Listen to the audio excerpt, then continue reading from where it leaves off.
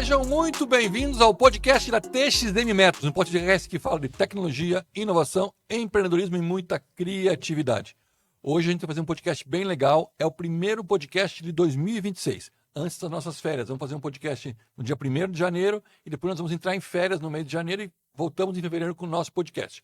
Você que está nos seguindo no YouTube é TXM Business. Nos outros canais, Instagram, Spotify, LinkedIn, é txm.methods.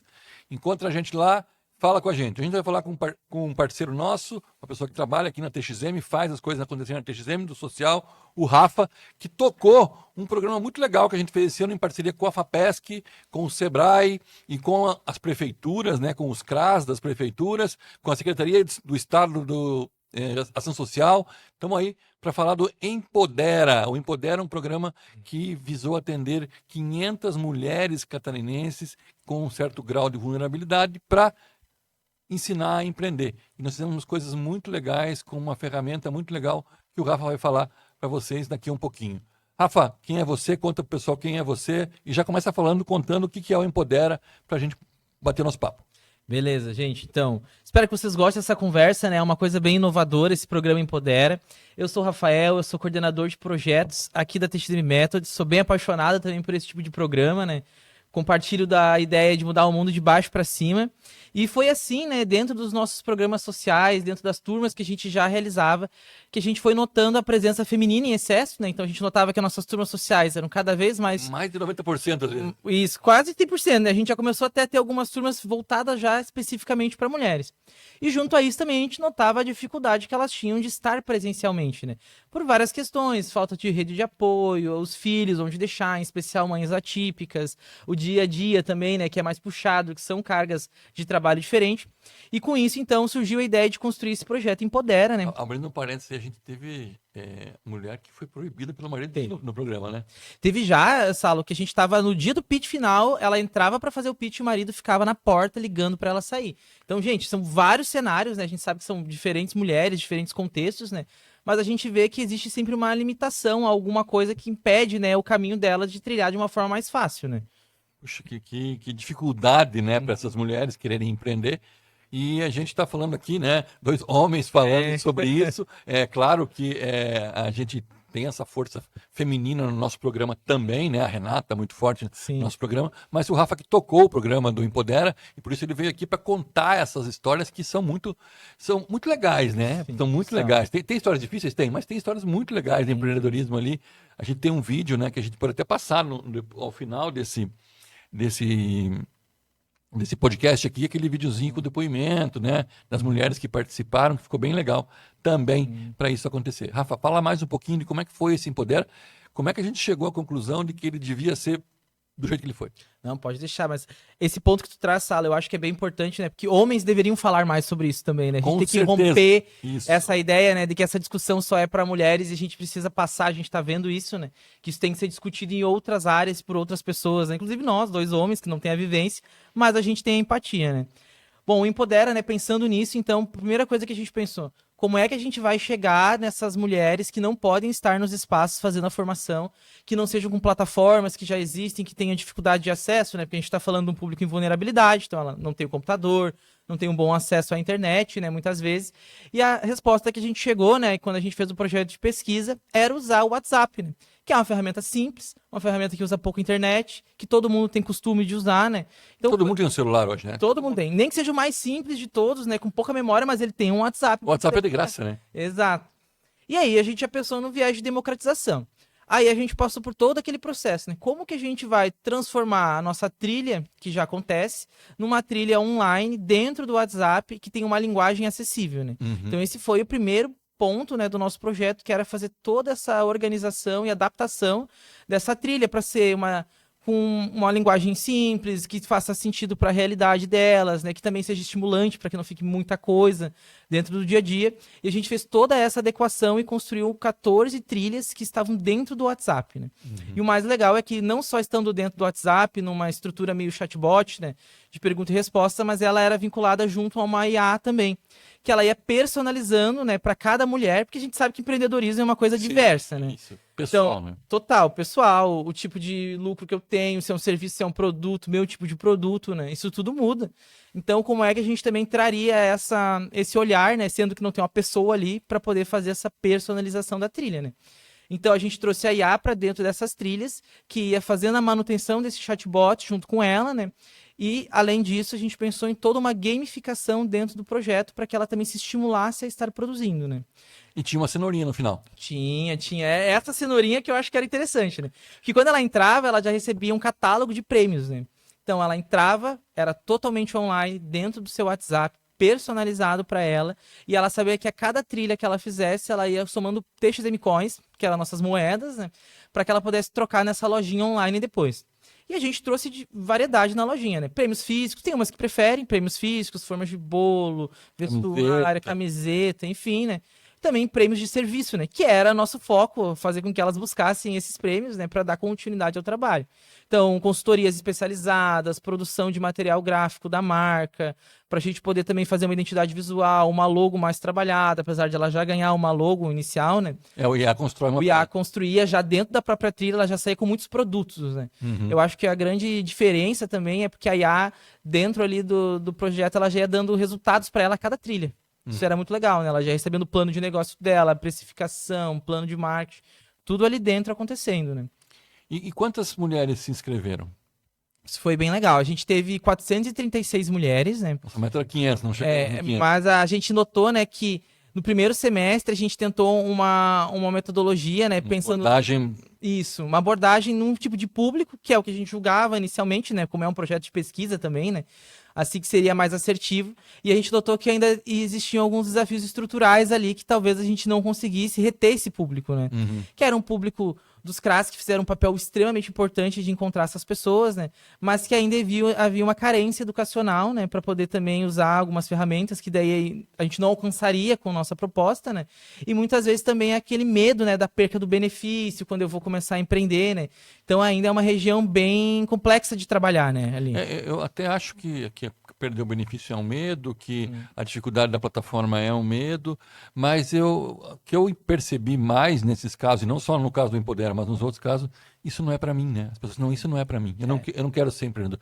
A pessoa é uma empreendedora porque ela faz docinho para vender, faz marmita para vender, faz cabelo, unha. Ela é uma empreendedora, mas não, isso não é para mim. Eu não quero ser um empreendedor oficial, ter CNPJ, essas coisas, né?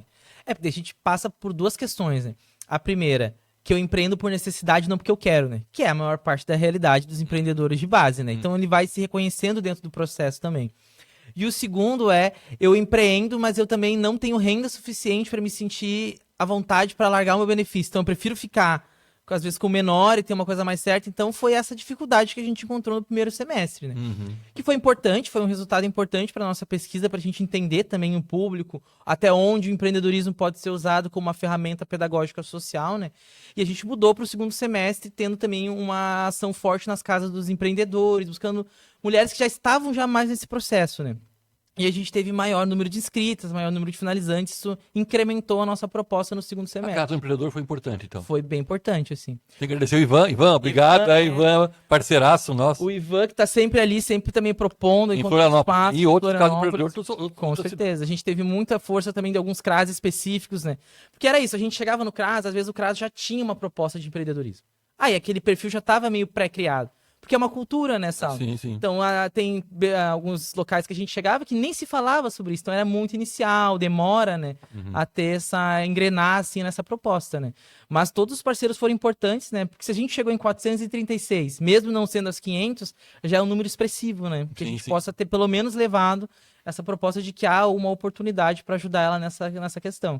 Tá, e quando você fala nessa questão de empreender para essas mulheres, você viu que houve dificuldade nos CRAs e tal. O que você sentiu? As cidades maiores são mais efetivos, cidades menores? Que tipo de público apareceu?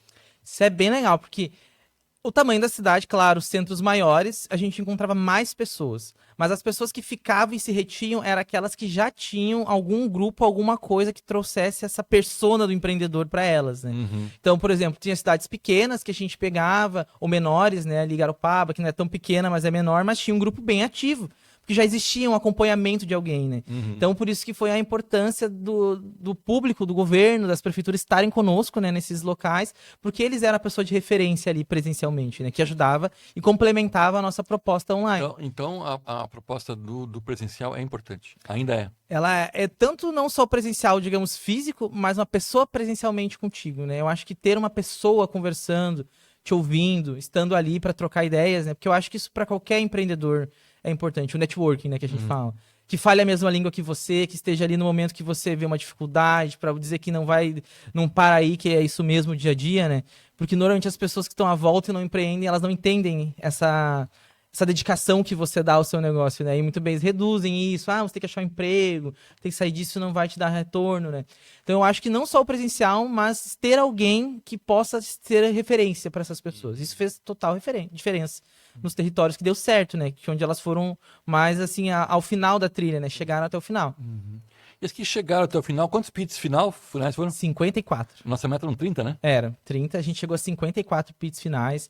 Pits ótimos. Dava pra ver, assim, elas tinham muita insegurança no pitch, né? Eu acho que esse projeto todo, ele fala muito de parte técnica, mas ele também tem muito de empoderamento, que eu acho que é uma palavra que banalizou, né? Mas é muito importante.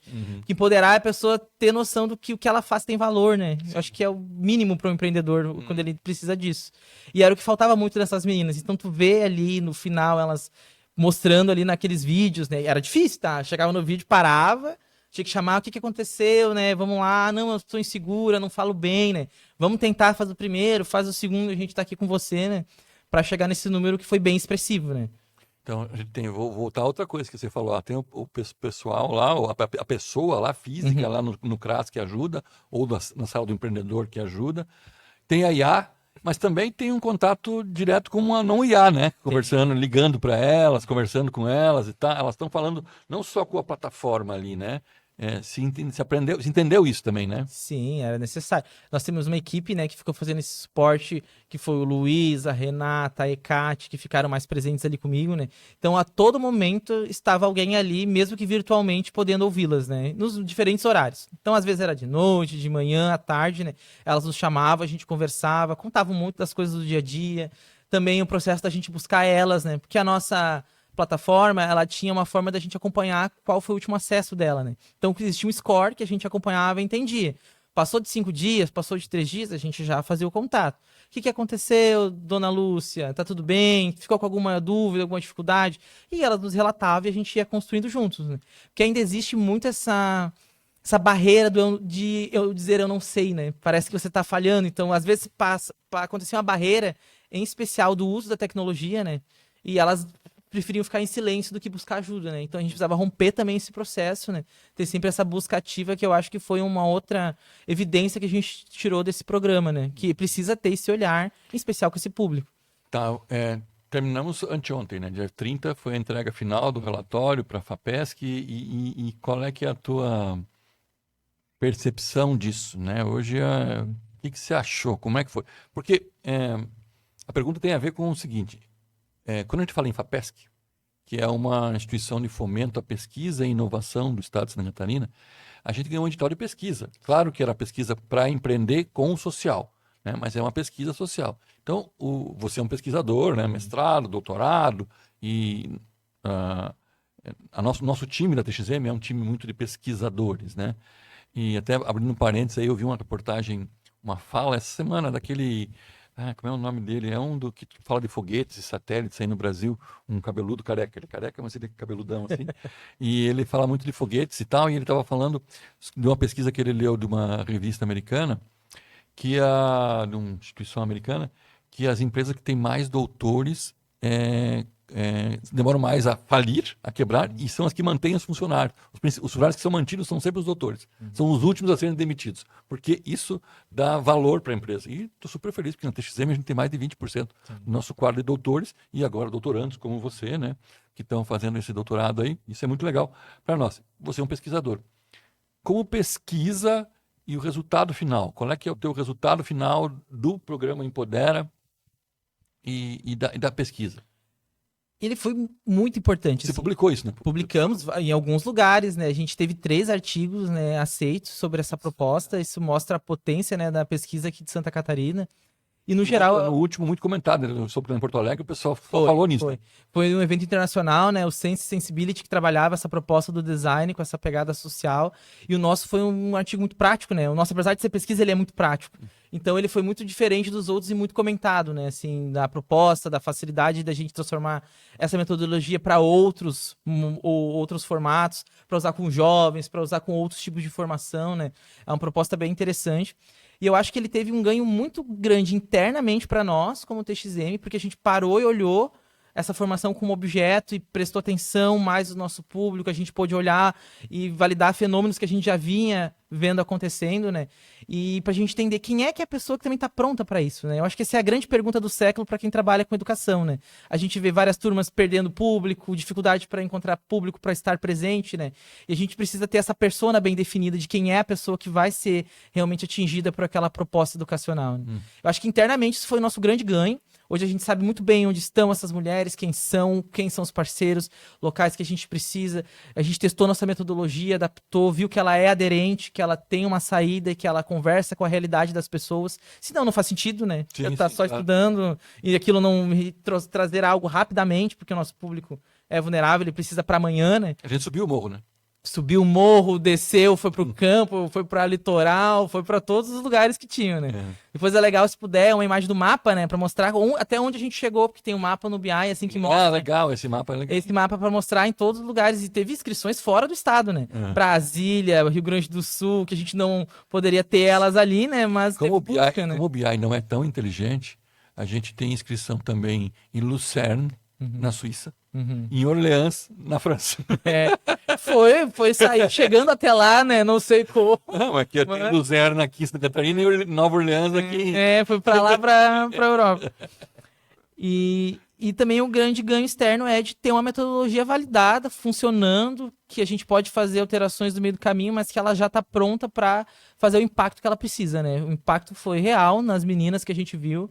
54 pitches, os negócios prontos, elas usando nossas logos produzidas nos seus negócios, mudando o formato de comunicação, falando sobre precificação, chegando ao preço certo, né? Então, cada trilha já era um ganho. Se ela fizesse uma trilha que fosse importante para ela das 14, ela já saía dali com uma página do plano de negócio delas prontas. Né? Para estar chegando no Sebrae com o plano de negócio pronto, para estar fazendo um pitch para conseguir investimento, para chegar numa formação e mostrar o que ela já produziu, né? Então isso tudo foi um grande ganho, assim, tanto para nós, como uma metodologia que hoje pode ser vendida, pode ser adaptada, um produto criado. Tem né? até um spoiler aqui que a gente pode fazer, não pode dizer o nome do estado, mas agora esperamos fortemente que no mês de janeiro a gente tenha mais 400 vagas para um estado aí da região sudeste, podemos dizer isso, um estado da região sudeste, que a gente está só esperando a assinatura de contrato aí para lançar mais um Empodera para mais 400 pessoas, mulheres lá num estado aí da região sudeste aí. E queremos, Santa Catarina também, no ano 2026, fazer alguma coisa diferente. Né? Estamos negociando com a Secretaria também, né? Para discutir isso, como isso vai acontecer.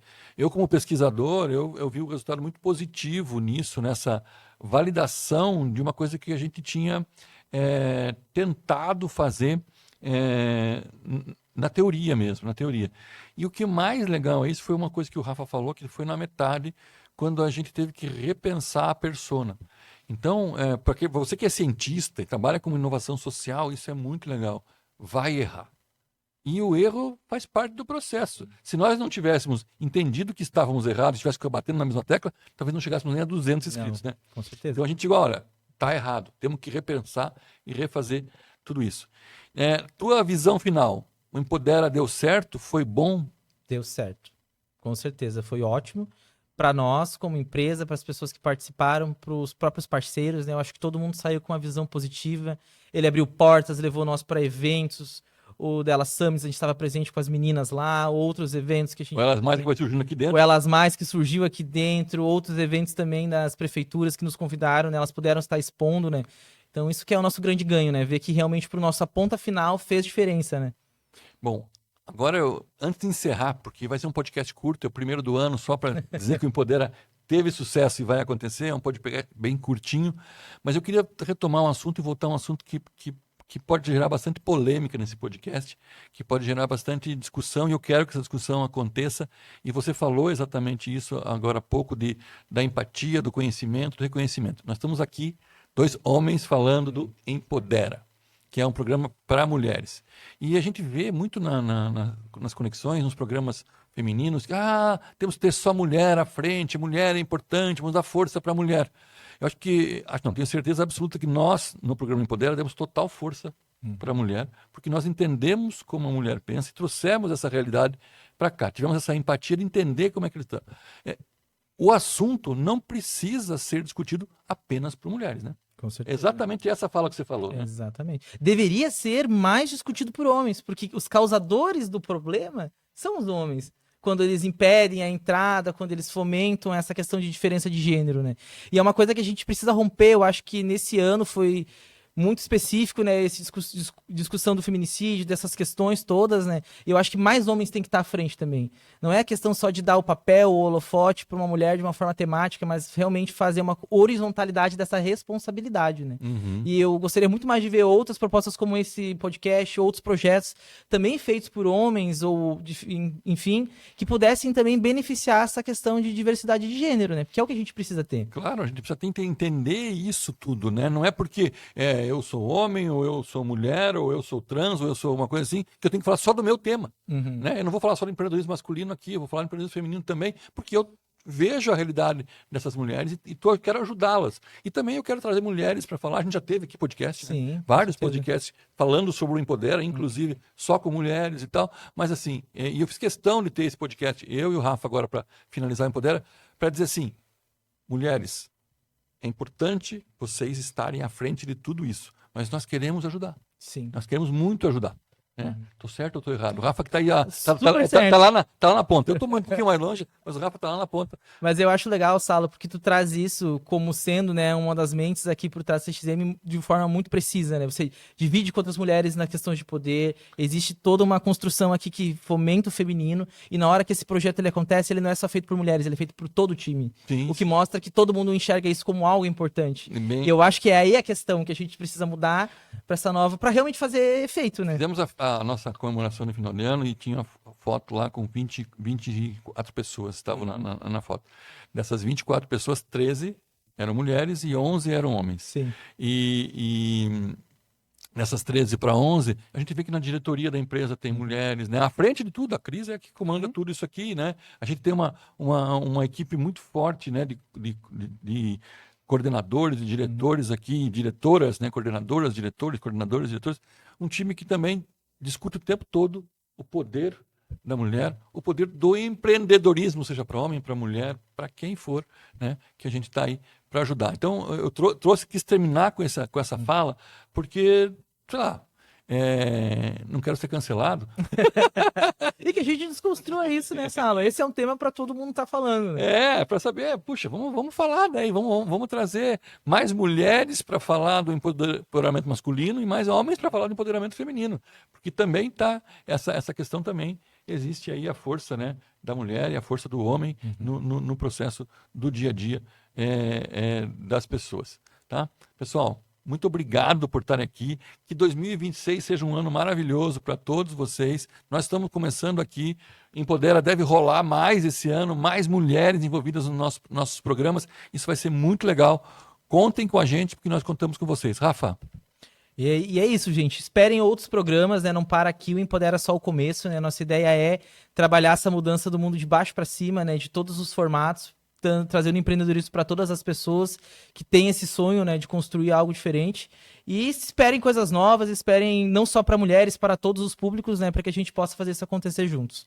Obrigado a todos. Nós estamos no YouTube TXM Business, nos outros canais é TXM Metro, Spotify, Facebook, Instagram, estamos tudo lá, para LinkedIn, estamos lá para falar para vocês. Muito obrigado, 2026 de muito sucesso para todas e todos. Muito obrigado. Muito obrigado a todos.